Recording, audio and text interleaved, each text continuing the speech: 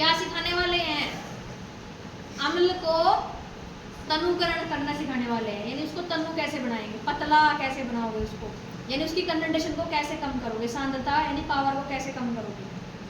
तो उसके लिए हमारा क्वेश्चन आता है ये कि हमें अम्ल में जल मिलाना चाहिए या फिर जल में अम्ल मिलाना चाहिए। तो हमें हमेशा अम्ल में जल नहीं मिलाना चाहिए, बल्कि जल में अम्ल को धीरे धीरे बूंद बूंद करके क्या करना चाहिए, मिलाना चाहिए। अब सबसे पहले देखो मैंने क्या कर लिया, इस वाले बीकर में 10 ml मैंने ले लिया पानी, और इसमें मैंने ले लिया क्या, कौन सा अम्ल, H2SO4 कंसंट्रेटेड H2SO4 यानी सल्फ्यूरिक अम्ल।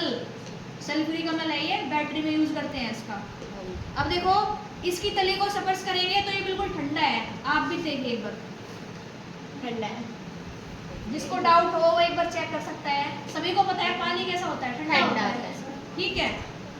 किसी को चेक करना है आ सकता है कोई बच्चा, अगर चेक करना चाहे तो ठंडा है, ठीक है। अब देखो हम क्या करेंगे, अब ये जो हमारे पास क्या है, अम्ल है, कौन सा अम्ल है, सल्फ्यूरिक अम्ल। इसको बूंद बूंद करके इसमें डालेंगे, एक दो मिनट डालने की बल्कि क्या करेंगे, बूंद बूंद करके। देखो मैं थोड़ा सा डालूंगी और इसको फिर ऐसे हिलाऊंगी ताकि इसके अंदर क्या हो जाए, मिक्स हो जाए। फिर से इसके अंदर मैं ऐड करूंगी। अब देखो इसकी तली को छूकर देखो कैसे नजर आ रही है जी, गरम। कैसे महसूस हुई स्पर्श करने पर, गरम। इसका मतलब क्या है कि जब हम जल के अंदर अम्ल मिलाते हैं तो उसमें से क्या निकलती है, ऊष्मा बाहर निकलती है। तो ये कैसी अभिक्रिया हो गई, ऊष्मा अक्षेपी अभिक्रिया। क्या मेरी बात समझ में आई? ऊष्मा अक्षेपी अभिक्रिया क्या होती है या कैसी होती है, जिस अभिक्रिया में क्या निकले, ऊष्मा बाहर निकले, उसे ऊष्मा अक्षेपी अभिक्रिया कहते हैं। तो यहाँ पर जब हम क्या कर रहे हैं, जल के अंदर अम्ल मिला रहे हैं तो उसमें से ऊष्मा बाहर निकल रही है, तो ये अभिक्रिया हो गई कैसी, ऊष्मा अक्षेपी। और बीकर काफी नीचे से गर्म हो चुका है, अगर और अम्ल मिलाएंगे तो और ज्यादा गर्म हो जाएगा ये।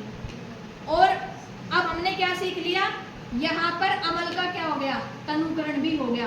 देखो अंतर नजर आ रहा है कि नहीं, कलर में अंतर देखो, ये थोड़ा सा डार्क दिखाई दे रहा है और ये थोड़ा सा लाइट कलर का दिखाई दे रहा है, क्योंकि इसकी पावर ज्यादा है। अगर इसकी एक बूंद भी हमारी त्वचा के स्पर्श में आ गई ना तो हमारी त्वचा जल जाएगी, ठीक है, कागज भी जल जाएगा, सब कुछ जला देगा, ये इतना तेज अम्ल होता है।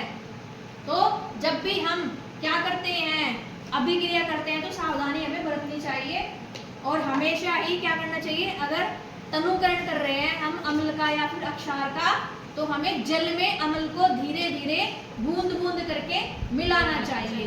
क्योंकि अगर हम क्या करेंगे, अम्ल के अंदर जल मिलाएंगे तो ये एक बहुत ज्यादा ऊष्माक्षेपी अभिक्रिया होती है, जो मिश्रण है वो उछलकर क्या आ सकता है, बाहर आ सकता है, और टेम्परेचर इतना ज्यादा बढ़ जाएगा कि जो ये बीकर है ये भी क्या हो जाएगा, फट जाएगा। क्या मेरी बात समझ में आई?